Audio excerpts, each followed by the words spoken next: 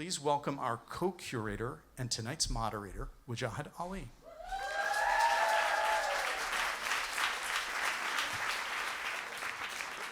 Hello, Assalamu alaikum. How's everyone doing today? Wow, thank you. Overwhelmed by your ecstatic response. That was amazing, electrifying. Thank you, guys. How's everyone doing? Thank you. That person's dead in a coma right there. I appreciate it. Welcome to Joe's Pub, the ideal place to launch the M word, celebrating Muslim American talent. Yes, this is being live streamed, so Muslims who drink, God is watching. Your mother is watching, your uncle is watching, and no one is judging you except us religious Muslims quietly in our hearts. Enjoy your alcohol on your poisoned lips from your poisoned chalice. My name is Wajahat Ali, and most of you guys are looking at me right now, and you're probably thinking the same question. Was that my Uber driver? You laughed way too loud at that joke. Makes me a little uncomfortable. This will be a safe space tonight for racial stereotypes, a safe space for regressive categories that keeps us boxed in and make sure that we're not protagonists of our own narrative. Thank you for applauding that. And no, I'm not your Lyft driver. That was not funny. Before I introduce myself again in a more appropriate way, let's give it for Ayad Akhtar. Yes? Ayad, I really dislike Ayad Akhtar, and I'll tell you why. Is this mother effer ruined the curve for the rest of us. He won a Pulitzer, all right? So you guys are gonna learn a lot today. There's gonna be some words I'm gonna translate. There's something called the mainstream audience. What is mainstream a code word for? White people. A white person said that. You're woke. Nice. All right. Then there's ethnic people. What is ethnic a code word for? Miscellaneous bouillabaisse of people who will be profiled, not white. Got it. Okay. So, let me tell you something about immigrants and kids of immigrants. For those of you, who's a son of an immigrant or a daughter of an immigrant? Raise your hand. Very good. For the ethnic immigrants, there's a holy trinity of occupations. Let's see how woke you guys are. Calm down, all right? Don't ruin it. What is the highest station? What is the occupation that if you become this occupation, angels will greet you first in heaven. You will get someone hot, probably 8 to 9 on the hotness scale. You can pump out 3.4 kids, get a suburban house, and a BMW and Mercedes. What is the occupation? Doctor. Thank you for ruining that. All right, if you are not smart or talented or blessed by God enough to become a doctor, what is the second profession? Lawyer. No, not lawyer. New York snobs. Another white lady, you are woke engineer. There you go. Ethnics are failing me left and right. This is why America will never be great again. Engineer, you marry someone who's 7.5 or 8 on the hotness scale, maybe a suburban house, 1 BMW, you sell the Lexus, get an Acura. It's okay. Third, number 3. I heard nothing. Dubious businessman who somehow makes a lot of money in the import-export business and has a factory. Marry someone who's 6 to 7 on the hotness scale, gets a suburban house, and when you ask them what they do, they go import-export. Fourth, anyone know what fourth is? Failure. And so in the category of fourth, there are writers, teachers, janitors. Janitors have utility because they're cleaning up dead animals. Teachers teach our children. The most useless of them all is the artist, okay? But, yeah, thank you for clapping and making us more denigrated. I appreciate that. Ayad wins the Pulitzer, and my life gets ruined because, first of all, my family in Pakistan is like, why weren't you a doctor? Why do you write? How do you make money? Who will marry you? Then my mom, who's in the opposite extreme, finds out about Ayad's Pulitzer, calls me, goes, do you know this man, Ayad Akhtar? I'm like, yes. Do you know what he won? I'm like, what? Pulitzer. Then this is a true story. Then she goes, where is your Pulitzer? I'm like, it's very hard. Try harder. Click. True story. So yeah, thank you for ruining it for the rest of us. I appreciate that. Making it painful for me. All right, this will surprise you, but I was not the first choice of PEN America to host tonight's event. I know, shocking. A year and a half ago, Suzanne Nossel, who's El Presidente, where's Suzanne? She's the power. With the flick of her wrist, she can crush budding writers' careers. Regulate you away from print into the Morlock space of online print with the rest of us trolls. Suzanne's powerful. Called me up a year and a half ago, and she said, listen, there's something called M-word. Let's get your thoughts on this. Spent like 2 hours, came up with some brilliant ideas, and then at the end of it, she goes, we should have a host for this. And I'm like, she's going to ask me. And she goes, do you know Aziz Ansari? And I'm like, I do know Aziz Ansari, damn you. But I was raised as a good Pakistani kid. She goes, can you please ask him to host it for us? I did. And apparently we were going back and forth, but the dude won the Emmy. So last week, his people said no. Then over the weekend, she calls me up. I'm thinking, all right, now's my time. Suit me up, coach, right? She's going to ask me. She goes, hey, do you know Rami Malek? I'm like, the Egyptian Christian actor who just won for Mr. Robot, the first person of color who won the Emmy for dramatic actor in 18 years. She goes, yeah. Do you think he'd be a good host? And I'm like, he's not Muslim. She goes, but close. I'm like, she had a good point. She had a good point. Then this is a true story. True story. Then 2 days ago, she goes, do you know Slumdog Millionaire's brother?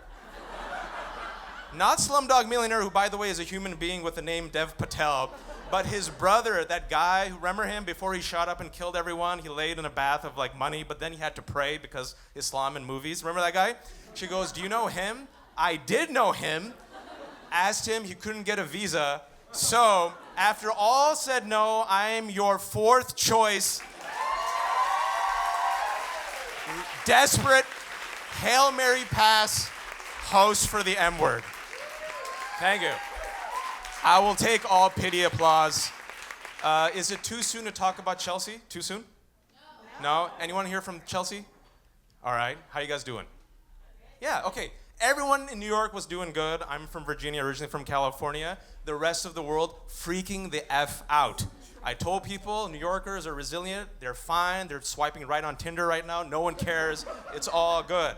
I emailed my friend from Chelsea. I'm like, listen, are you doing okay? He says, what happened? He says, there was potential terror bomb. I'm like, word? I said, word. Anyone hurt? No one hurt. What about the people injured? Out of the hospital. What about Donut Planet? I'm like, what? That's a Chelsea thing. Thank you. Thank you. That's a Chelsea thing. No one cares. But the greatest fact, I love this, is my favorite, it's such a New York thing. This is a true story. I'm not making this up. There were 2 bombs. One of them went off. Thankfully, 29 people injured, all released to the hospital, no one killed. There was a second bomb on 27th Street. You guys know the story? It was diffused. How was it diffused? 2, quote, well-dressed thieves in Chelsea stumbled upon a rolling suitcase, decided to open it, and saw a pressure cooker attached to a cell phone. Said, do you need the pressure cooker? He said, I already have one. Do you need a cell phone? Our cup runneth over. Let's not be greedy. They disabled the pressure cooker bomb from the rolling suitcase, put it in the trash can, and walked away with the suitcase. I'm not making this up. God bless New York City thieves. They're the most well-dressed, they're discriminating, and they're talented in counterterrorism. Mashallah, give it up. Give it up for your thieves. Give it up for your thieves. All right, we're gonna do a roll call. This is a safe space. This is a safe space for racism and stereotypes. No one judges you, and for alcohol drinkers, Muslims in front of me who will burn in hell most likely. But who am I? I'm not God. I don't judge. I judge all the time. God is watching. Fear God right now. Go to Hajj. Who here is going to vote for Trump? It's okay. Safe space. Does anyone here know who's going to vote for Trump? Does anyone have a family member who's going to vote for Trump?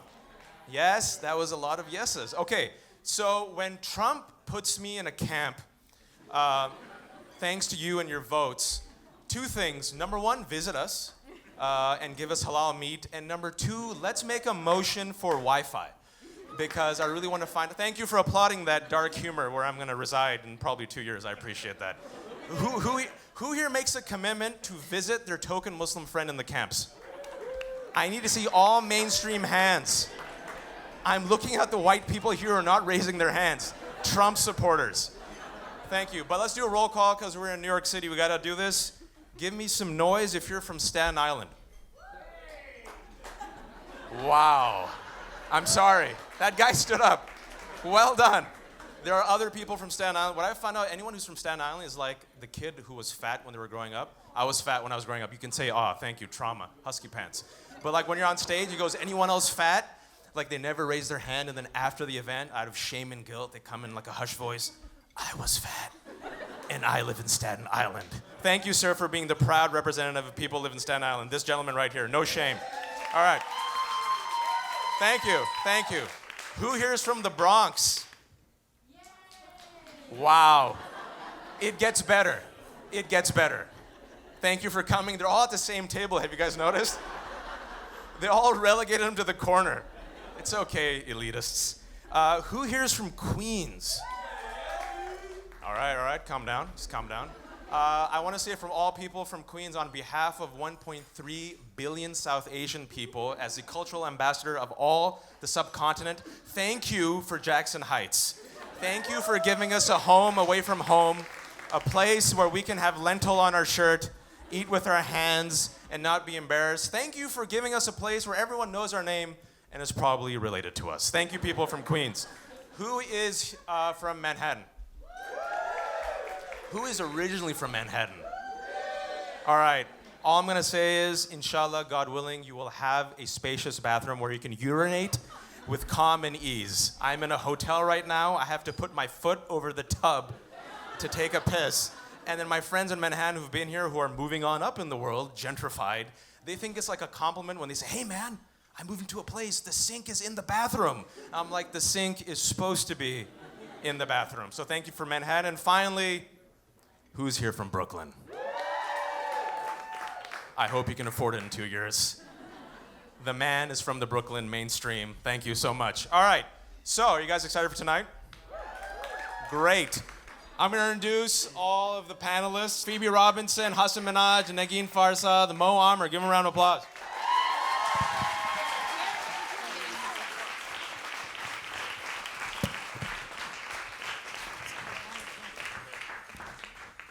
Hassan is answering the call of nature. Should we wait for him, or should we just awkwardly start to make him feel guilty? Let's just start. And let's see South Asian guilt wash over him. Absolutely. All right. I'm going to trip him. Muslim on Muslim crime. That's mashallah. No. All right. Real talk. You guys are successful. You guys are privileged. You guys have worked your butts off. You guys are with the mainstream. But let's take it back to preschool. We're all people of color. There's a preschool moment for the ethnics where you think everyone eats with their hands and smells like turmeric and lentils, and then you go to preschool and you're like, what the F? Not everyone's wearing bata champals and people don't speak Urdu. What's happening? And in preschool, around age 4 and 5, us ethnics realize we are the minority and we are outsiders. Describe the moment when you guys knew you were the outsiders in the entertainment industry, or when you were made to feel like the outsiders. Man, first of all, you've given me too much to comment on. I mean, when I was in school in Kuwait, I was learning multiple languages at the same time. In 3rd grade, I was about to go into pre-algebra in 4th grade, and I come to America to ESL class, and 2 + 2 = 4. And then there's kids wanting to drag me into the restroom to check out Bloody Mary. I'm like, who the fuck is Bloody Mary, man? What kind of evil shit are you guys doing? If you say Candyman 3 times, this evil demonic creature pops in the mirror. Like, I didn't know what the hell was going on in America, and I didn't know what was cool, what was not cool. So yeah, I knew I was different right out the gate. I mean, when I first came to the States, I was like, man, they don't know anything about us. They don't know anything about us. And when I became cool, when it was bring food to school day, and I told my mom, Arab mom, to bring food to school, she cooked a buffet like the day before. Everybody's bringing like Walmart cookies and shit. Like, my mom just tore it up. And Fed the village. And I was just like, she went to the cafeteria and grabbed a trolley. Thanks for joining us, Hassan. I had to go to the bathroom. I know, I get okay. it. I get it. It's not easy being pretty. Thanks for coming on time, brother. Entertaining all these rich white people, decides you can take a piss hard. in the middle of a show. Yeah. Just walk on stage. Yeah, that's Thank what you, it is. Hassan. All right, keep going. No, but in the entertainment industry, right? So you always identify as an outsider. Like, you're straight up, you are a refugee. And That's a fact. I was, You're yes. now opening up for Chappelle. Yes. And all of us now, in some capacity, have been able to sit with the gatekeepers, right? And so, have you guys been made to feel in 2016 or recently, I still don't belong? I'm still that kid in preschool who is like doing calculus where everyone's doing 2 + 2. I feel like I'm at my therapist. What is this? Go ahead, Phoebe or Nagin, jump in. I guess auditioning for stuff, because I tend to get. It's never a love interest. I'm never ever. Are you fucking kidding me? I'm never considered attractive. And then it's usually like sassy, street smart assistant. Who knows more than her bosses, but she likes to just be an admin for life. Just that kind of like. And it's like no one wants that for their life. So I get like a lot of that. And then sometimes when I do stand-up shows, I did this one show. This was like a few years ago, but I did this one show. And I think it was like maybe 5 guys on it and like 3 women. And the guy was running the show, so he's running the lineup. And this one woman went up and she like killed or whatever. And then he was like, okay, so I'm going to have a guy go next and then you. Because if it's like women back to back, people are going to think this is like some weird women show. And I was like, what, white guy? Did you actually say that out loud? Yeah, he said it. Yeah, and I was like, I go, what the fuck is wrong with you? Why would you ever say something that ignorant to me? He's like, what do you mean? And I was like, oh, you can't hear yourself. Cool. So that kind of stuff is really, I think the auditioning stuff is just where I go, oh, this is how you see me. And I'm about to turn 32 next week. What? All right. Thank you. I shaved. Okay. So now I'm being asked, like, can you play 25? And I'm like, can I just be 32? Right. Can I just be 32? It is fine. Like, my eggs are still viable. Like, what is the issue? You know what I mean? People just act like if you're over 30 and you're a woman, you're literally dead. Like, you're on life support. Yeah. And they're like, I'm going to pull this plug unless you play 25. So that's... Nagin. There was a moment I had early on in the auditioning process where basically I went in for a commercial where I was going to be the woman standing in the back behind a casino table clapping, and I was very excited about this audition, as you might guess, and I got a call back because of how excellent I was at clapping in the background. Mashallah. Thank you. I'll be holding workshops later. And so I get this call back, and the casting director says to me, like, Nagin, you're so great. And I was like, I know, I'm a really excellent clapper. And she's like, but you know, it's just that you're too ethnic for this part. And if we go that route, you're not ethnic enough. Wow. And so, to which I said, like, I have some bronzer in my purse. Let's do this thing. You know what I mean?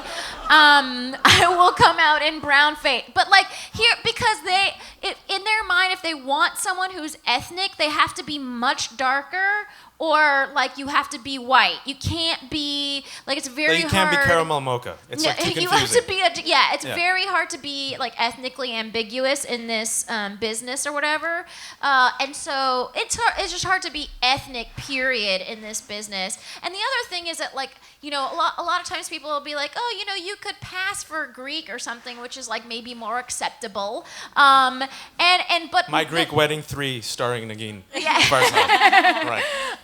But like it's, you know, the name I feel like, you know, gives it away, where they just can't make they can't disassociate me from my name, which is clearly ethnic and clearly not Greek or whatever. So that, you know, that early on was a problem, and that's sort of why I realized, like, oh, I gotta do my own shit, because if I keep auditioning to play the girl in the background clapping, like, I'm never gonna get that, you know, coveted part. Wait, but hold on, guys. Let's see it if we have to believe it. Nagin, show the clap. That is so good. I would have Still hired ethnic. you. Too ethnic. The head was hired moving too much. So the struggle is real, and you mentioned you get locked into the sassy black friend. Right. And Nagin says you have to do your own shit. Hassan did his own shit, Homecoming King. You guys are all doing your own stuff. But let's talk about, like, there's certain narratives that are still toxic, it seems. I see in the industry also, different types of industries. I call it, it's like its own fetish group. Like if it's like a category in Netflix, I call it the Muslim Orientalist Pornocopia fetish, which is like brown woman, caramel mocha or dark, in Middle Eastern Arabesque country, oppressed, married, veiled in some capacity, hijab or niqab, forcefully married to brown man who somehow oppresses her. Throw in some, throw in some kebabs. Throw in a cousin who might join ISIS or Al-Qaeda. You need violence. Violence is always good. Husband oppresses her. In comes in white man from usually, the West. She falls in love with him. He falls in love with her. He unleashes his, Excalibur penis, which saves her somehow. She gets saved. She comes here. Everything's good. And somehow, the cousin ends up blowing himself up. So every time I try to give these tropes, is that your life? What movie Sorry. are you watching? I haven't seen that movie yet. But you'd pay for it. But it's these tropes, I'd be right? in it. It's like we've talked about this. Who would you star as? Because you could be the white guy with the Excalibur Very penis. ambiguous. Yeah, you don't know what the hell I am. But we talk But I about enjoy like this type of this fetish that we get, right? When we pitch this stuff. I'm serious. Like I've pitched this stuff, and literary agents, like their eyes widen and they get aroused, right? And they feel like they're having orgasmic responses. They're like, is the suicide bomber? Does he kill himself? I'm like, calm the F down. And so, these narratives, how do you challenge them? How do you break them? And is it working? Hassan. Oh, yeah. So you're talking about poverty porn. Poverty porn. Yeah, poverty porn is very popular because I think, unfortunately, a lot of the person of color narratives have to have really high stakes. And that's what poverty porn is. So if it's like a black lead, it's like, oh, he's got to be in the trap and he's got to be slanging crack.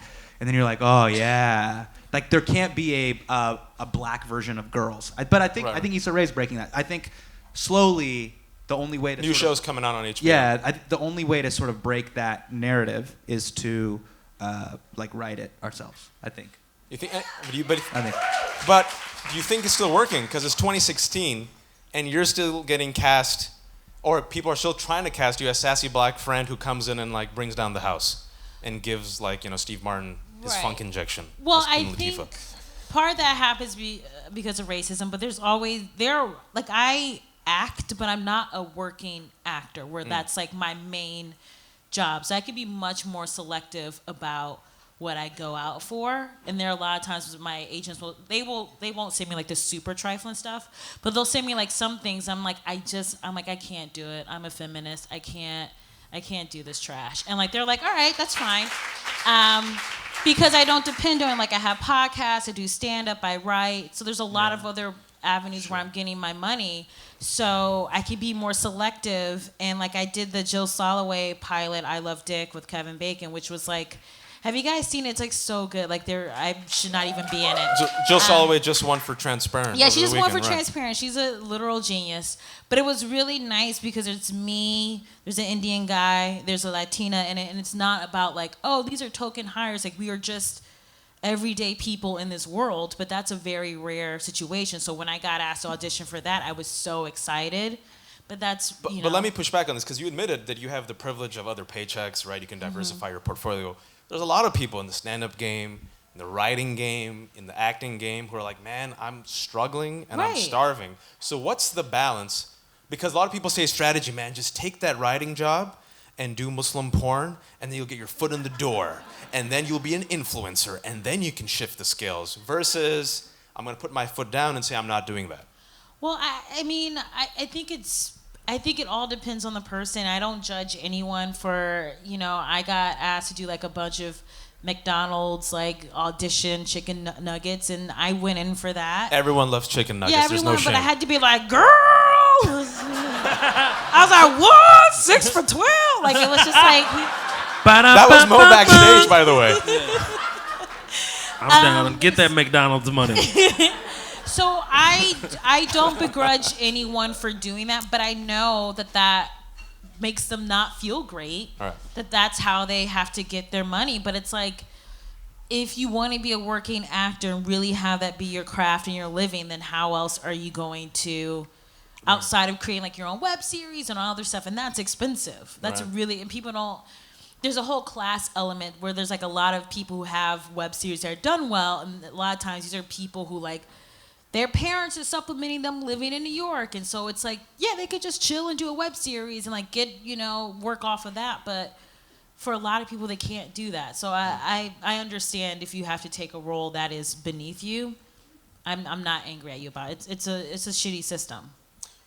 You want to chime? Go ahead. I mean, like for me, I've been obsessed with stand-up ever since I was 14. That's when I started. I've been at this thing 20 years, and people, you know, my mentors have just been like, "Hey, man, it's a marathon. You run your own race. You write for yourself." And as Muslims, we've done a really crappy job. We have the worst publicists on the planet. We do. We are the worst at like, you know, is everybody else expressing who we are, not doing it ourselves, expressing where we come from and our background. So all I've been doing is just creating for myself and just continuing on this path. And whatever branches out, it branches out. And I've written a series. I've written a couple of movie scripts. I mean, who knows when they'll actually come to fruition, if ever. But I know at some point that training will pay off. Me personally, I've only had 2 auditions in my whole life for movies. I got really close to Will Smith. We were talking about this backstage for Focus. And I was supposed to play this guy named Farhad, and Adrian Martinez ended up booking it, which is The cool. Latinos, damn them. Always snatching the He's roles. the discount double check guy. I was so deflated that he beat me out in that situation. I was like, fuck that, I'm going back to stand up. I've just been very successful at that. I'm happy at it. I make a really good living doing stand-up comedy. I'm blessed and privileged to have it, and I just want to continue on that path, and wherever it takes me, it takes me. Let's keep it macro for a second. I'll ask Nagin this, and then I want to talk about self-criticism within our communities. Here are some interesting numbers. There is a, quote, epidemic of invisibility cited by researchers at the University of Southern California who analyzed more than 21,000 characters and behind-the-scenes workers on more than 400 films and TV shows released from September 2014 through August 2015. Here's some more stunning numbers. Here's the makeup of the Academy Award voters, about 5,000 members. 93% white. Average age, take a guess? 60. 63, smart crowd. And how many men? 76%, very good. I'm good with that part. No, I'm just kidding. PEN America released these numbers, I think last year. How much of the publishing industry do you guys think is white? 89%. Meg Robertson from HuffPo, nerd, well done. So when I hear those numbers and I see you guys on stage and each one of you has admitted your privilege, maybe you guys are the unicorn. Like maybe you guys aren't the trends, right? And my question then is, look, you guys are all succeeding, there's people getting their own shows, but if you look at the gatekeepers, the wizards behind the curtains, it's still a very white world. So how do we become those wizards? Do we have to create our own Hogwarts? Like, do we train people? Do we wait 30 years? How do you do it? For me, and this goes into this sort of ties into the arguments around privilege. A lot of times when those articles and stuff are presented, a lot of people from the sort of maybe like the Caucasian community, they're like, this is uncomfortable, I don't want to hear it. Right. To me, I'm just like, hey, look, nobody's trying to take away from Joseph Gordon-Levitt. We're just trying to say, can we add a lane for Phoebe Robinson or Nagin, or can we just add an additional stage so there's just more options? The second layer to it is I just hope and wish that those types of outlets and those things are considered as brilliant and insightful and daring as what JGL does. So I hope, and like the things that I hope for is that the people laud Two Dope Queens as much as they laud the other stuff about how hard it is to be a white dude and meet someone in New York. Do you know what I'm saying? So I'm not saying, hey man, I'm not knocking your struggle. How do you find love? You fucking swipe for it. But give the other groups that are trying to come up their due credit and big up them. And that goes on not only the people that are doing the work, but I think the people that are writing about the work. Because social media is a motherfucker right now. Those blogs and those reviews can make or break the narrative around the shows. Donald Glover's Atlanta just came out, right? Yeah. And one of the headlines was... Highest rated show for FX. One of the headlines was, can diversity work on TV? Like, question mark. I'm like, that's the problem. That headline isn't going to be about another show that's like an all-white cast. Like, that's my problem with the show's great and the show's phenomenal and the direct and the vision, and it's all great. But you can't give it that framing. It has to have that same level of credibility. Neil Brennan has this great quote. Neil is like the white whisperer because he works with Chappelle, right? Yeah. He co-created Chappelle Show. This quote broke my heart. He was like, look, man, I've got an opportunity to work with, Seth Rogen. I got an opportunity to work with Kev Hart. And he's like, the hidden thing that I hear in meetings is I get way more props for working with Seth Rogen than I do with Kevin Hart. And I'm like, but what about the money? What about the business? He's like, look, man, black dollars just aren't as prestigious as white dollars. It's a difference between like, hey, man, I went to HBS, Harvard Business School, versus I went to business school at Howard. Kevin Hart's stuff and his money and his base and his arenas are looked at in that way. And that's the issue that I have. Even though that guy... I think it's shifting, Yes. though. killing it No, right but now. no, it's not shifting. People are like, numbers are numbers. It's not numbers. Just because you're rich doesn't mean that you're given the same respect as those other dudes. And that respect matters. That's why actors of color complain about the Oscars so white stuff. Who gives a fuck about an award? It doesn't matter. It's about the credibility the award gives you in the system. And as brown people, we know a degree from Berkeley or Stanford or wherever gives you credibility in the 9-to-5 workforce. Gives us equity. Exactly. We can get married. So you gotta have, you No, get no, married, absolutely. all those things. So it's like, give those people not only the space, but the props they deserve for it. Well, And Yeah. then it'll start Yeah. to change. Nagin, I mean, we're saying wealth and power, right? Like, so yes, there's success. Yes, there's individuals who are succeeding, but we still don't have the wealth and we don't have the power. And then when few people do have the money, you're saying the system is still rigged up against you. So does that mean work within the system and pray to God America becomes great again? Or make your own Hogwarts? What's your take on Well, this? I mean, I think that's a really good point because, I sold a script in the last 8 months or whatever to a major studio who shall remain named. Thank you. Thank you. Don't worry, they killed the production. So, not going anywhere. But the point is, I mean, whatever, paid a bunch of rent. But the deal is that the guy who bought the script at this studio was a black man and his assistant was a Latina, So that is who's gonna help us. Do you know what I'm saying? And and then the other thing is I cannot wait to be so fucking loaded with money that I can then shower it upon other brown comedians so that I can bring them in, And that we just don't, we're at this really awkward generational phase where there's no one above us. Like there's only so much Maz Jobrani can do, you know? Or there's only so, there's literally, I didn't grow up on anyone. I can't look to anyone and be like, oh, that person, There's not that, we don't have that. And so right now we're at this awkward generational phase where we have to just keep slogging, auditioning for McDonald's and Walmart. Yes, I did. And wait until, until it all happens. And I think the other point I wanted to make was forcefully making our stories mainstream, because I think that can be more of a money generator when we ourselves, like my last film, Third Street Blackout, it came out in May. It's available on all the digital platforms. And Not shameless at all. That was awesome. And it's the only, it's probably the only rom-com that stars an Iranian American Muslim lady, but it's not like I speak Farsi in it a couple of minutes.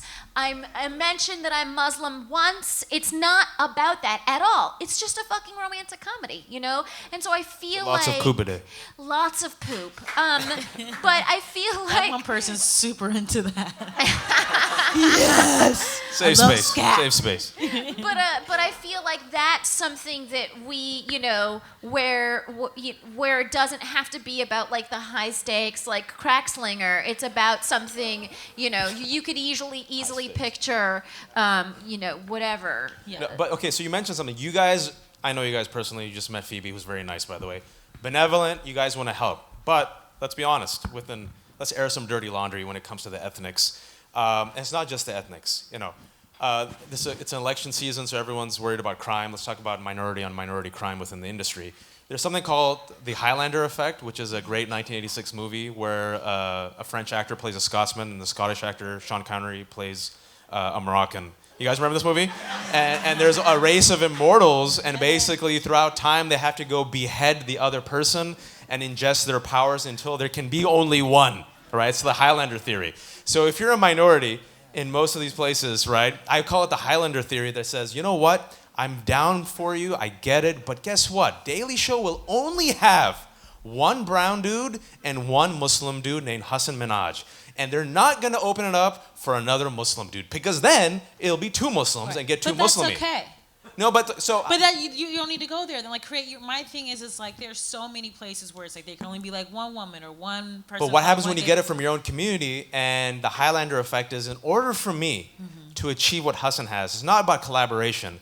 I have to kill this motherfucker. I have to chop off his head and drink his blood and ingest his powers. Hassan, that's There why can you're be here only tonight. one. That's why we're all here tonight to watch you die. You know what? No! No, I Just kidding. That's know. terrible. I understand what you're Nobody saying. touches but Hassan. I think We love Hassan. I'm ready to die. Not as a jihadi. Not yet. I knew this was gonna happen. But Go for it. I think Phoebe, go for it. that I think because there are so many outlets now that like yes, there are tons of spaces where there can only be one of us that can occupy that space, and that super duper sucks. But what I think is important is that we're each creating our own stuff, and I think like with Two Dope Queens, Jess and I made it a point that we're primarily looking to book people of color, women, people from the LGBTQ plus community, and then if we have room, there will be a white guy. And This white guy is applauding Mainstream's really happy. hard. he's over like, here. is this my Mainstream is time? happy. Which, White guys are getting it rough tonight, though. Right, but- let's give it up for the white guys in the room Yeah, who came you out. guys- We're friends. You're so brave. You're so brave. We had to do that. But I Some think of our best friends are. right, and so We all I- listen to Coldplay. Sorry, No, keep going, no, keep no, going, no. Phoebe. So I think that we make that a point, and that way we can celebrate everyone. And I know the diversity word's being used ad nauseum, but I think that is the only way that you can like bring about change. It's like we had this one comic on Nori Davis, and his brother is trans, and he had all this amazing material about having a trans brother, which was so smart and profound and great. And like, but that's like not necessarily like he's not maybe going to be able to go on Colbert and talk about his trans brother, but he could talk about it on a podcast that might get as many listens as someone watching an episode of Colbert. So I think that there are ways you can move around and get your message out. But let me push back and take it Muslim. Yeah. Because Muslims are literally killing each other. They do. I'm sorry, it sucks. And we know in the game, right? Like, who's here is Pakistani? Anyone? My peoples, they breed. Well, I'll give you an example from my own ethnicity. It could be shared across. Like, I always joke that if you went to a Pakistani uncle, right, and you asked him like to give you a compliment or an organ, he'll look at you and go, maybe I'll give you a kidney. I can live with one, right? Like Pakistani, like there's so many Pakistani kids and parents where literally I feel like they're taught that every time another Pakistani succeeds, an angel loses its wings. Like they can't stand another Pakistani winning because, I mean, there's reasons for it. Scarcity resources, they know the game, they know the hustle. And so they have to kill Hassan. He's an Indian, first of all. And second of all, I mean, you know, this type of mindset, and you guys, I think you guys are the exception. Like this stuff exists within Muslim communities that there can be only one. How do you guys exists in combat the black that? community. It exists in every Yeah. community that's like not white specifically. But I think when there are examples like Hassan, like Mo, and like Nagin, where you can see like, oh, they're doing this, I could then also do this. Like them doing this is going to open the door for me to do X, Y, Z. I think it's not. It is still fairly dire, I think, in certain situations. But I do think there is more opportunity than there was even a decade ago. So I there- just do. Absolutely, I agree I with just that. do. I mean, we started a comedy tour called Allah Made Me Funny. It was started by Preacher Moss That was in good. 2004.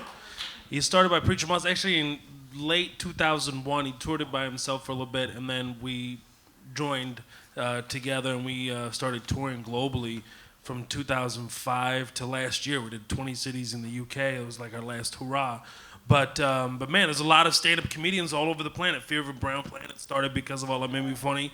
There's cats out of South Africa, Riyad Musa, started out there. Joey Razdeen, because of All of Me Funny. A big part of it was because of All of Me Funny. There were massive stars in South Africa, big stars in Australia, throughout Europe. All kinds of comics are popping up because they saw All of Me Funny. That's why it's so important for us to continue to churn out our own content. Whether you go indie, hip hop, underground, selling out different shows, what have you, and then next, doing the Apollo in London. It's possible. You just have to do the work. You have to can't keep bitching like, oh, they have this and they have that. No, you just keep writing, man. Keep writing and keep producing. There's so many different outlets now where you can make it available on so many different platforms, and people will enjoy it and come But to you, it is man. expensive. I mean, it's not. It's like you literally have to have some kind I feel of is safety kind of net. an excuse. You do have to have a safety net. I feel I've had a safety net, which is why I've been able to do this. Sure. You know what I mean? Cornell like University. where I knew that if there, sorry. Cornell Cornell University. University, right? No, I mean I also had a day job for a long time. I mean, and like I also waited tables, and I Well, was a lot of also, people so do like that. I mean, yeah. I ain't have people- shit. But I didn't have any of that. Like easy. It's just like you gotta want it. Yeah. I mean, that's it. You gotta want it. Yeah, you When know I- what I'm so grateful for, man, is that, and you know this from working with Dave, like, as a member of Brown America, I call it New Brown America, it's only possible because of Black America. Like, everything we have in this industry is Yes. only because of that. I think, like, let's just look at the... My weave won't flip. It's Look at too just- stationary. But I'm trying to flip it, but the weave Look won't, at... won't flip. But like, he works with Dave, right? Look at the. So this is gonna be a little niche, but just about comedy. But look at the Dave Chappelle analogy. Dave and Rock, I think those two, their children, like the people that they've touched and influenced. I see like Gerard, Hannibal, Michael Che. All these guys were possible. Right. They were like children's of or cousins. You know what I mean? They were like in the lineage of that. They made that possible. Like Rock and Chappelle basically breaking through in the early 90s, being non-Def Jam, high intellectual Black comedians. Nothing against the Def Jam guys. Much respect to Bernie and Sed and all those guys. But them creating that family, and then you see the guys now that are part of their family tree. It's like, yeah, I could complain and be like, but I got nobody to look up to. It's like, man, I'm gonna look up to the guys that have a little bit more melanin than me, but have paved the way. It's there. I see But it right those are there. the people we were listening to, right? Carlin, Seinfeld, Sure. Chris Rock, all of them. That's what we grew up with. Also, the second layer to the cake is like, I've also gotten a little bit. I'm off the whole like. To the Desi people in the audience, we do a lot of like pitai and sharam. That's the way. So pitai means to slap, and sharam means to shame. You're bad. And a lot of times, I think people in the POC community do pitai and sharam strategies with white people, and that's not to me. I'm like, dude, I got so much pitai and sharam as a kid. It didn't work. Like, I was just like, screw you, dad. I'm a good kid. I'm not that bad. I'm going to be a Right? comedian, not And a to me, lawyer. no. But to me, I'm like, Yeah. man, I have so many Yeah. white friends Right. that want to be allies, but every time they try to step out, they get bedayed and sharam Right. out of trying to be allies. So I'm here to say, man, Right. I'm not going to make fun of the way you dance or beday or sharam you. Right. For real. Yeah. Your position in this game matters. Agreed. And I'm grateful for it, and I know it's uncomfortable. I'll do everything I can to help. Please don't be silent. Right. I'll help you.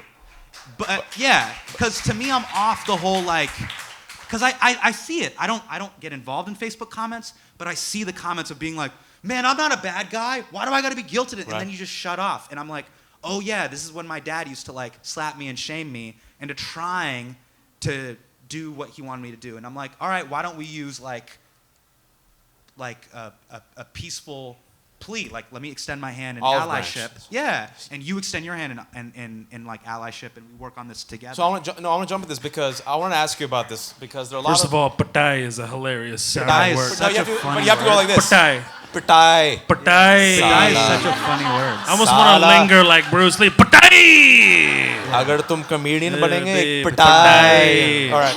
I want to put that on a If you shirt. become a comedian, Patai. you'll get What, pitay. what, You'll you, get what you slapped. talk about is also a reflection of America right now. There are a lot of white Americans right now who are saying, listen, this privilege you guys all talk about, I'm not feeling it. I don't have the factory jobs anymore. I'm foreclosed. I'm not feeling it. So you guys are keep beating me up when I want to be an ally, right? And so what does that olive branch look like? So for the mainstream allies in the audience, our friends, who want to help, straight up, how can they help us achieve the buffet table where you can have meatloaf next to biryani. Man, I've seen this before. Like, we're all familiar with this, no matter what race you're from. We've experienced same team racism. The door closes, and then if you're Pakistani or whatever, all the uncles and aunties will shit on Indians, and they'll shit on Hindus or whatever, right? It's happened. Fucking bigotry behind our own closed doors. And we think like God's on our side because they're wrong. It's like, man, they're doing the same to us. Right. Same team racism happens all the time. So to me, I'm like, when that door closes and you're having this same team racism, I think every person should Trojan horse and be like, nah, it's not happening. Like, I'm not allowing that. Like, that's not cool. You can't just make fun of those people. You can't say that about those people. It's just not cool to me. Equal standards. Yeah. And I So think you want it's some equal standards. That's why I keep hearing the theme. I also think it's much, it's extremely aggressive when it comes to women trying to like go on stage and talk about who they're boning, you know? Like, that should be okay. Like, I don't, you know what I mean? Like, who That's a fatwa, by the way. cares? That's a Nagin fatwa. Should be okay. But you know, and someone asked me recently in an interview, like, do you get more hate from Muslims or from white people? And I was like, oh, that's such a good question. I actually think it's equal. And I get hate mail from both parties. That's something that hatred of me brings them together, I think, and that's kind of a lovely part of it.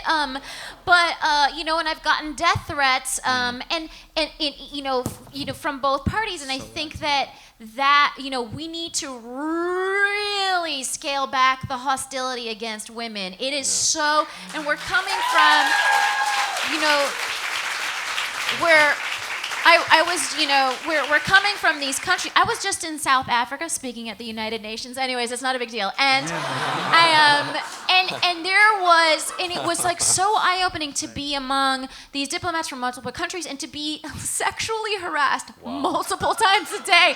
I was like, what is happening? Like, at least it's better in the United States on that front. But what we have the, you know, the chance of doing is bringing some of that ugly stuff from the mother country into here when it comes to women, and we can't let that through. You know what I mean? It's already rough being a lady. Let's not make any of that worse. You have a chapter in your book that my own people hate me, and how you deal with that. Okay, so I have 6 minutes to go through like 30 questions, which is awesome. But okay, last final questions. Let's do reverse casting, right? Let's do an Exodus and Gods of Egypt casting moment, but done right. And those are movies where white characters played. Oh. Yeah, Gerard Butler was a god of Egypt, just, you know, of course. But let's reverse it. If ethnicity played no role, we're just going on straight talent. What character, either fictional or real, or a character that you create, what's your ideal role that you'd love to play as a protagonist? Let's go down the line.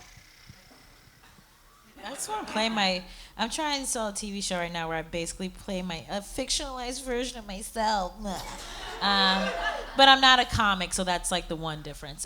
There's a lot of that right now. But yeah, I just want to play a fucking person. Like, who's 32 years old. Who's 32 years old, and I'm like looking for a hot dude to bone. Like, I want to fucking... Bone has been mentioned twice, by the way, tonight. For those keeping the drinking game, for those who are taking a shot, for every time Bone is mentioned, it's 2. But it's just like one of my favorite romantic comedies is When Harry Met Sally, Great which is movie. like amazing. I love the movie. banter. I'm all about talking. That's like my jam. And I'm like, why can't we just have a movie with 2 people of color? That cafe scene, that though. are just talking. Right. That's so lit. Like, I just want to see fucking Sanaa Lathan and, I don't know, fucking John Cho having banter, then they like want to fuck, but they can't, so they got to talk about potato salad. Before I want to Sunrise. see, like, I want to see that. That's awesome, and that should be out there. And That should people be will out see there. it. There's a trilogy, Before Sunrise, Before Midnight, I with know. Ethan Hawke and Julie Delpy. You need to be Right. people of color version. Yeah, I would love that. I just love seeing people talk, and I feel like for some reason Hollywood likes to act like only white people talk. You're too busy eating chicken nuggets. No, And you're it's too busy true. clapping. Or it's like, oh my God, my son is like into drugs and he just got killed. Like, I don't want to play a slave. I get Birth of a Nation is like an important film, but there's also books. If you want to learn about Nat Turner, you can read a fucking book. Like, I don't ever need to see another black actor hanging from a goddamn noose. I never need to see that ever again in my life. And I feel like there's this torture porn that happens with people of color where people are like, oh, that's a great work of art because I saw like a person of color suffer. And it's like, no, dude, that's just like you alleviating like your guilt by awarding that as like real art. And it's like, nah, I don't know. So I just want to play like an everyday Romantic lead? person. Romantic comedy. Phoebe Robinson. That's what I want. Romantic comedy. Romantic All right, Nagin comedy. Farsad. Captain Sully? Like, can I be the white savior? I would like to be the white Do you savior. keep the mustache or no? So you want to be brown savior? Brown savior. Okay, yeah. what's the catastrophe? No, literally, I want to play that part. Fucking Tom Hanks, move over. You could do it. You could do it. Mo. Man, I don't really have a preference as long as I'm not shooting other brown people in the movie. That's the one thing I don't want to do for sure, and I've not taken those auditions before, which has been most part. But I mean, I could play a wide variety of roles. I don't really have a preference towards one. But the first thing that pops in my head is Joe Pesci from Goodfellas. That sounds amazing. Yeah. You rat motherfucker, you know, like that kind That was very good. you know, like, that very sounds good. like fun. Something in the vein of like Snatch, like a comedy thriller, you know. Yeah, What you role know, in Snatch? Oh, Dennis Farina's role would be so All right. much fun. Great Yeah, role. we're going to London. London? Yeah, London. You know, fish, chips, cup of tea, bad food, worse weather, Mary fucking Poppins, London. You know, like that kind of shit.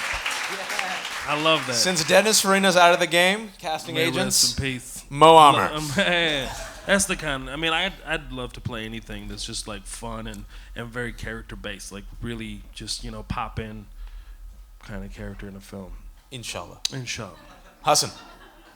I hope this character ends up happening, but I really like the Simon Baz character in Green Lantern. Oh, yeah. Because Simon is a Muslim kid in Dearborn, and then he ends up the ring chooses him because he saves humanity, and that'd be so cool to just see a Muslim person save humanity. It'd be just dope. This is going to get way too geeky, but he's headlining the new Green Lanterns comic with Latina Green Lantern. Don't ask me why I know this, is because I read it. Yeah. And there's also Miss Marvel, co-creator Willow Wilson, and Sana Amanat. Sana, stand up right there from Marvel. Yeah. Sana, right there. Sana's actually, I think, creative director. So what's your amazing title at Marvel? Yes, it's happening. It's streaming. God's watching. Creative director of content and character development. She helped Ta-Nehisi get on Black Panther. Yeah. All right. They gave me the stop talking. But as we open up to Q&A, I'm going to do a final question. And you guys, it's going to be handheld mic, people in the corner. All right. So I'm going to throw this question out. You guys are going to line up. We love brevity. We want to make love to this mistress called brevity. I'm sure there'll be some uncle who gets up and gives a speech. I love your speech. That's saved for a Facebook post. Let's keep it Q&A, uncles and aunties. And so line up, and there's a free handheld mic. But last question, and on a hopeful note, you guys said, Hassan, we're making you work for your money, man. You guys said, you grew Getting up. paid? I better get paid. I'm just kidding. Like you guys looked up to people, right, which ushered in this generation. So you guys are making it. You guys are trailblazers. You guys have the privilege. You guys have the conch. Be Sheikh Yoda Oracle for the young generation. Mistakes that you made, the triumphs that you had. What do you want to see from the young millennials 10 years from now? What advice do you want to give them? Who kind of come up in your shadow and your footsteps? So I've been doing this 8 years, which is not that long, but I would say the biggest thing that I've learned is this industry is very good at making you believe you are nothing without them. That if you don't get cast on this TV show, you won't have a career. If you don't get this writing job, you'll never work. That they are your only option. And for a really long time, I was like butting my head against the wall, and I was getting frustrated, and I wanted to quit because I'm like, I'm going out for MTV stuff, but I'm not MTV pretty. I'm going out for these other things, but I'm too old, or I'm too black, or what have you. And so the biggest thing that I learned is that just you are your only option. not them. You can create your own opportunities, whether it's a podcast, whether it's a web series, whether it's just stand-up, whether it's having a blog and writing. It's going to take longer, but you will feel so powerful, and you will create power. And I would say starting my blog back in 2012, but then also starting the podcast with Jess, like, the podcast has done more for my career than any casting, anything where some exec picked me for something. And it was all self-generated. So I just think you have to forget the industry and realize that you should trust yourself first. Because if you want to have a career, industry is not interested in careers. They're interested in what you can make for them today, and then while they're looking for someone else to make money for tomorrow. So if you want to have a career, you just got to do it yourself and believe that you will outlast the bullshit. Great advice. Again. I feel like I spent a lot of years in sketch comedy troupes with a bunch of white guys pretending that I was like a dude and I had a dick and I was writing about video games or whatever, and I was like, just because I was just trying to fit in, and like I was like, maybe I can pass, and what they can tell, right, that you're a lady, and so I feel like my first piece of advice would be to like lean into your actual identity. It's fine, it's gonna be okay. There's gonna be some rough patches, probably some death threats, but it comes with the territory. And I think I spent a lot of time also like just apologizing for being alive, and be like, hi, I'm sorry, I'm here, I have a script, would you, well, you know what, never mind, I'm gonna go, I'm sorry, and like I did that a lot, and I feel like, especially women have a hard time kind of like putting themselves out there and being like, oh no, by the way, I have a script that's gonna change your fucking life and you should read it now. You know what I mean? Like, just really get in there and say it, and like, because so many people do that. So those are my two. Right. For me, it's just like, be super real, be authentic to yourself, number one. Number two is that work super hard at your craft and don't give a shit literally about anything else. Because money, everything will come shortly after. You become really, really talented at your craft, you'll be undeniable, and eventually you will get work and you'll get everything that you want. You worry about certain things. Don't let money be the excuse. That's what Dave taught me. I was like, oh, I want to make this, I want to do that, but I don't have the money. He's like, don't let the money stop you. And when I started driving, I filmed my special at the Warner Theater. I didn't know where the money was coming from, but I booked everybody, and I had everything, and it was like a dope shoot with Jay Chapman, like one of the best in the game and everything else. And the money just arrived on Thursday, just by sheer tenacity. I mean, like a few days before we shot the special. So I'm telling you, man, if you believe in yourself, everybody else will start rolling with you. Work hard at your craft, and everything will come in line. I promise it will. Yeah, I just got a Cliff Notes what they said. That's exactly what it is. When he did his special, I tell him all the time, I was like, yo, you guys are pirates. Like, you did this on your own without anybody's assistance or help. They put up the money, did it themselves, all independent, and it was great. And so be a pirate. And then the second is just have the audacity to work twice as hard and ask for twice as much. I think you're worth it. Absolutely. I just want to say, any questions, by the way? No one's stepping up. You got a question? Uncle question. I knew love Uncle it. was going to But I just want to say, I can be sincere. I've known these guys for years, and I can say these guys have worked their butts off. Nothing was handed to them. I met Hassan when I was a law student, and you were a sophomore. And it was Tarawih prayers at UC Davis. And Hassan came up with your homie. Who was your friend? The guy from Imran. Imran. He goes, hey, man, that's that scary guy who wrote the play. He looks hella serious. Let's go talk to him. And Hassan came up to me after Tarawih prayers. I don't know, I think I was like zoning out or something. And Hassan's like, man, I just want to say, like, how'd you do it? And I'm like, your hair is amazing. But fast forward, this guy hustled. This guy went from like gig after gig. He moved to LA. Like, the community shit on him. His parents like kind of weren't that happy that it wasn't a lawyer. His father met me 4 years ago when we were doing that caravan in Sacramento. And this is like right after you had the MTV show, right? What was that called? Philosophy. Yeah, philosophy. So he's on MTV, and his father comes up to me and goes, Beta, you became an attorney. Give guidance to Hassan. And I'm like, he just, like, he's hosting his own show. He's like, but still the law degree. And so, you know, these guys worked and they built up the equity, and Mo, like, got shit from Muslims, right? Allah made me funny when you guys did that. Like, death threats from within Muslim communities. Muslims can't be funny. They got crap. Nageen's gone through crap. She auditioned for my play. She was just too good for it, which is why. And I just met Phoebe, who's down and dope. So give it up for these guys for being authentic and keeping it real and earning it. They earned it. No one handed them anything. Wow, old school. All right. People still write. Don't forget, Suzanne is closing. 2 questions. I don't know what that means. Power. All right, so we only have 2 questions. Make these questions amazing. Uncle Saab wearing the bow tie. Give it up for the bow tie. Ask the question, sir. You got the first question. Make it amazing. First question. Go for it. Okay, so should I Go for it. Rise up. Go for it. All right, thanks. This was incredible. You know, this is really something very thoughtful for our entire community. You know, whoever you are, you know, if you targeted for this kind of unwanted attention that we've been getting for the last 15 years. You know, so I think there's a great opportunity in for anyone, and I've been wondering, like, why Muslims are not writing enough. You know, the reality is absurd and bizarre. You know, and Muslim reality somehow has been forced into this kind of a corner where anyone who's aspiring writer, there's a tremendous amount of opportunity. I know what you guys think of that. You know, do you see this kind of an environment where we have something like Trump rising to surface? You know,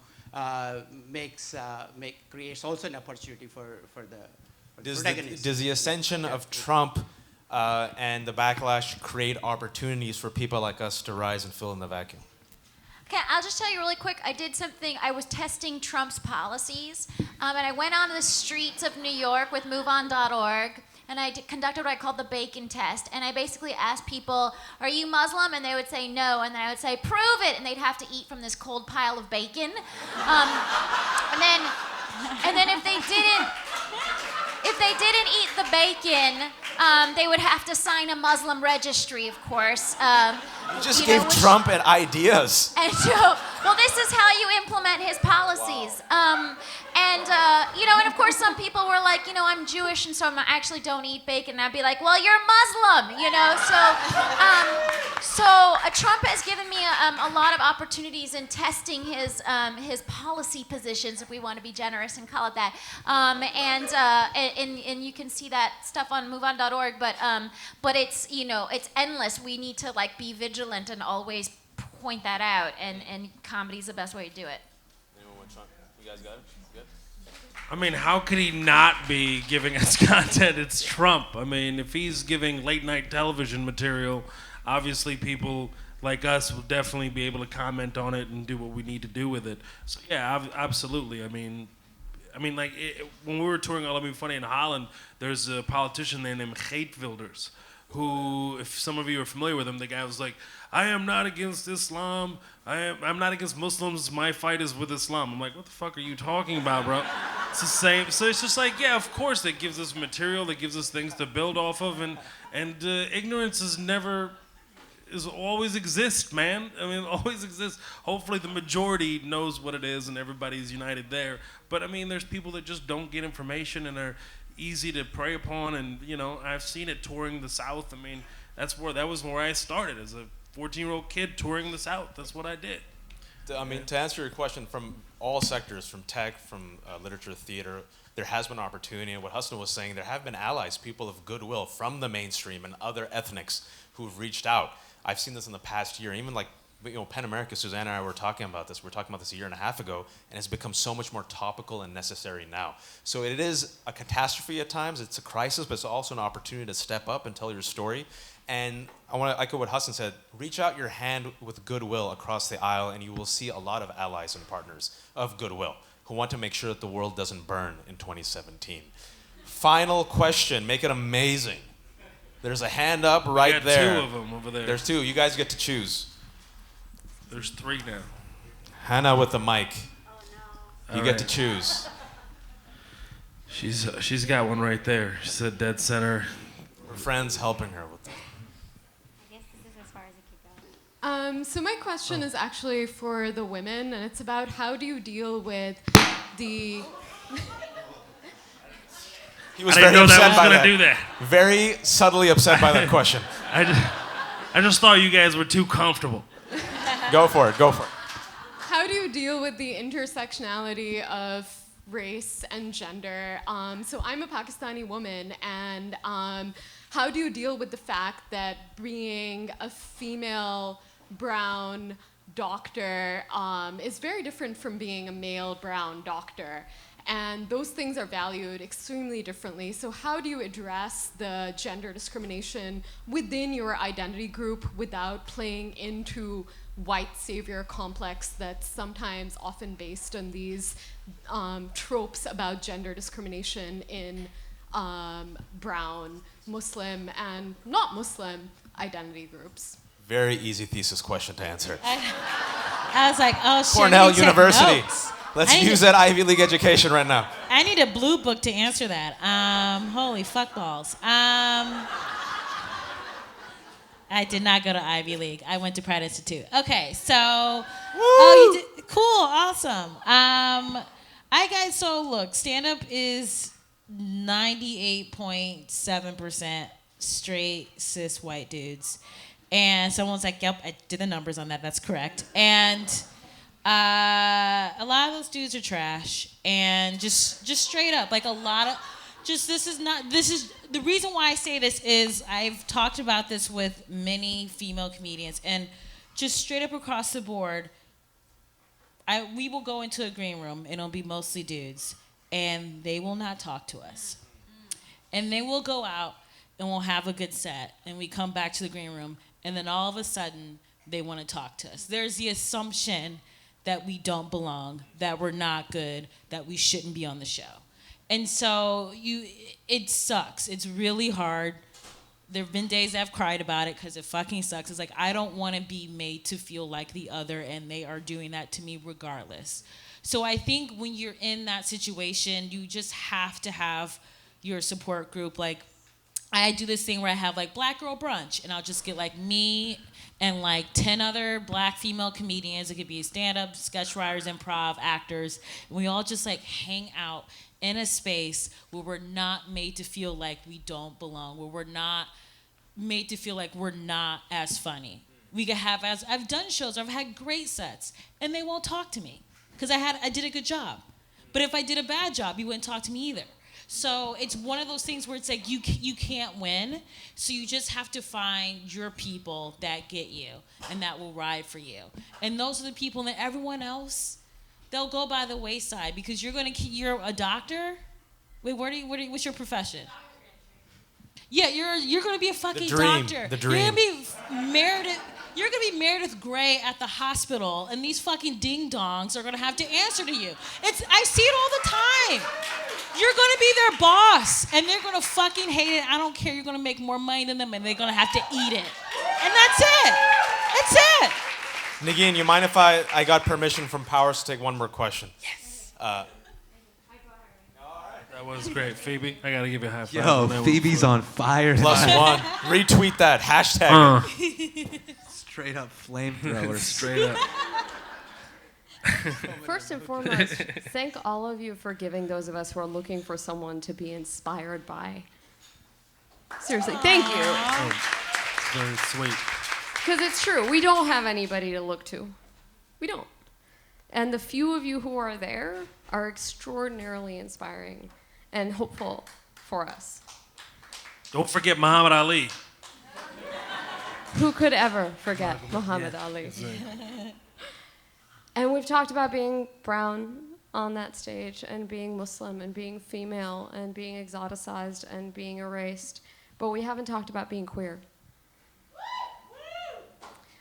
And you don't have to be to stretch a hand and to lend support and to have solidarity. And it's quite clear to those of you who have talked about gender and have talked about race and have talked about not reprimanding white friends for being white to stand for us. What about straight friends being reprimanded for not being queer? And what about brown folk who don't know how to handle brown, Muslim, comedian, artist, literary folk who are also queer and are trying to figure out how to be unapologetic? What do you have to say to us? Hassan. It's because and I'll tell you why. I'm not being an asshole. I'm not being an asshole for once. Hassan, with another good friend of ours, Reza Aslan, and you remember we had this conversation before you published it, did this op-ed proactively addressing that question as best as he could, and he got a lot of heat for it. But he did this before the Paul shooting, before anyone asked him to. So that's why I'm handing the baton to you. Yeah, so when the SCOTUS decision came out, I was just in these digital streets, and I noticed a lot of people from my own community not being like, yo, this is a game changer. Like, the fact that gay marriage is being acknowledged as legal is incredible. It's an amazing thing. A rising tide lifts all boats. And as a person that's from a marginalized community, we should stand and celebrate and accept and love our LGBTQ brothers and sisters outside of our own community, within our own community. We need to big up this and not be quiet today. Because the SCOTUS decision was a major. They're gonna make a movie about it. Like it's historic. It's huge. Plessy versus Ferguson. It's in the Hall of Fame decisions, and it was straight up crickets in the Muslim community on it. It was just like, we're just gonna sit this one out, and then when a bombing happens and a hate crime happens, we're gonna be like, come on! Like, and I'm like, nah, son. We gotta stand up and be like, this is dope. Then I got a lot of people in the Muslim community that were just like, yo, you're whack, you're a sellout, nobody da-da-da-da-da. And I heard all that stuff. And I called Waj before. I was like super stressed. I was like, I'm going to let my parents down. They're going to get it from aunties and uncles in the community. I'm going to be the bad son again. And I still did it with Reza. Reza's far more brave than me. We wrote it together and we put it out. And it was so cool to see my friends at the mosque and all that stuff. I had a lot of friends come up to me and they're like, hey, I am gay. Thank you for writing that letter. I haven't come out to the community or to my parents, but thank you, man. I really, really, really appreciate it. And I know there's more that we can do, and there's more that I can do, because I fully don't understand all the complexities of the issue, but I just had to be like, I had to call it for what it was and be like, I support this, and we should all support this, and there's a long way to go. Yeah, and I'm just wondering. Absolutely. Go ahead. And the one thing, you know, having traveled extensively in the South and done stand-up in the South, the one thing that I always found was people were never like, no, we love the Muslims, but we hate the Mexicans, or we love Mexicans, but we hate gay people. It was always like, all of these groups, they just generally hate all of them. You know what I mean? There was never like, if you say you're Muslim, you're basically gay, you're also Mexican, you're also Asian, you know what I mean? And it vegan. literally doesn't matter to the, so this No is, nuance. you turn the dial and you are that thing to whoever, because bigotry is not super nuanced, you know? So it's patently absurd when we don't fight for other people's fights. It's just absurd. Can I say something? I think there was a lady there in the back. I mean, straight up, what Hassan's saying is certain Muslim communities in America, and I don't think I'm exaggerating, we don't even talk about premarital heterosexual dating. Forget about fornication, boning, sorry, the chosen word for today. Drink, said it again. Premarital heterosexual dating is not even talked about. You know, like 5 years ago, we used to say, Hassan, were you on a date? I was just talking to someone. And then 5 years ago, we mentioned dating, right? that. And so no one has sex before marriage, by the way. No Muslim has sex before marriage. That never happened before. If it's illegitimate sex and the baby comes somehow like 6 months after the marriage, it was just like Allah's will. But the point I'm trying to say is, I mean, we have deep skeletons in the closet, literally and figuratively, that we don't talk about. But speaking about crises and tragedy, which brings about opportunities, when the Pulse shooting happened and 49 people were killed by Omar Mateen, that was a moment where we saw both the young generation, I think older generation, say, wow, we have to confront the reality of our brothers and sisters who are deeply in the closet, who are being killed, not just for being Muslim, but also for being LGBT. And there's also, within DC and Virginia, a group called Masjid, MASGID, a collection of LGBTQ Muslims and allies who, at the very least, you had LGBTQ Muslims speaking out as protagonists of their own narratives, both as Muslims and as members of the LGBTQ community. And that's something which, it's a long way to go, but it's a really powerful step that I could not have imagined, at least 2 years ago. It would never happen. So we need to do more work. That's just my editorial take on it. But it cannot be reactionary. That's what has to be that's what proactive. bothered me. It's like the Pulse shooting happened, and then all my friends. By the way, this is you. You got to drop more of these gems, Waj, that you did to me on the phone. He was like, the problem with our community is it's no different than the evangelical community. So it's like the Pulse shooting happens, and then a bunch of evangelical Sunday school friends of ours are just like, go donate blood. It's like, yeah, dude, say that shit 6 months before the shooting happens. Don't do this stuff after the fact. Don't be reactionary with it. Throw down when it counts, when it matters, when you're not going to get props for it. Fucking stand up, man. And just do it then. Don't do it after the fact. That's what always bothers me, man. Yeah, it's true.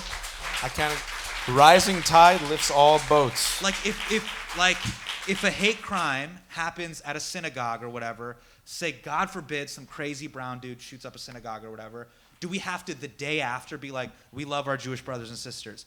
Dude, say that before.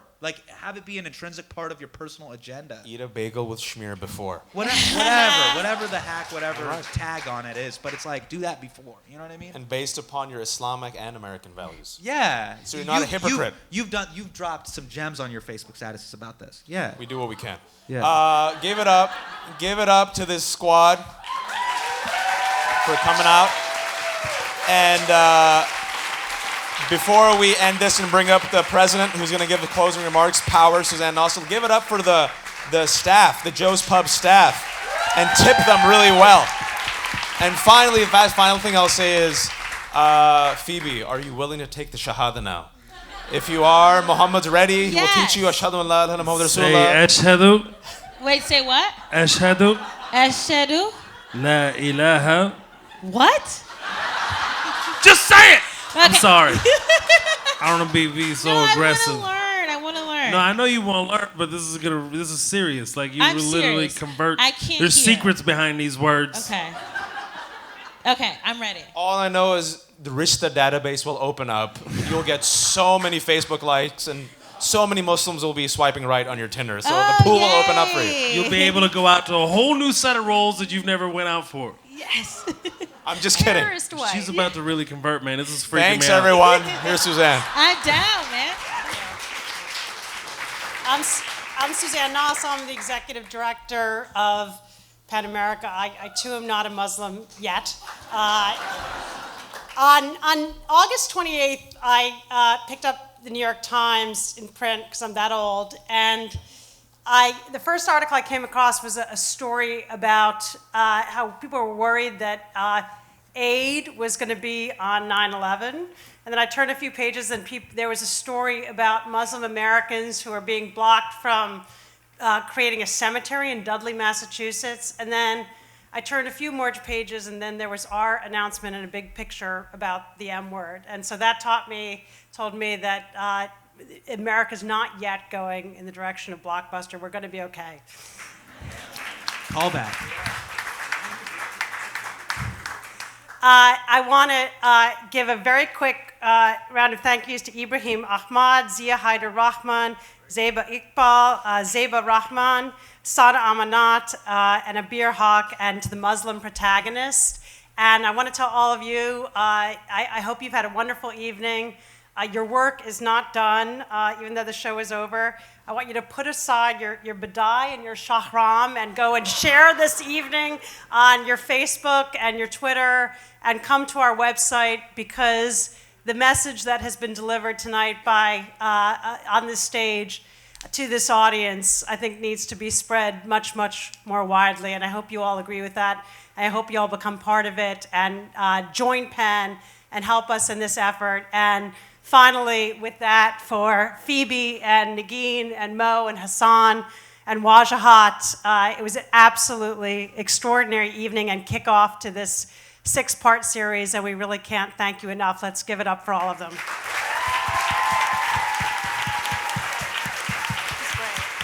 Thank you. Hashtag it, Muslim in America, right to joke.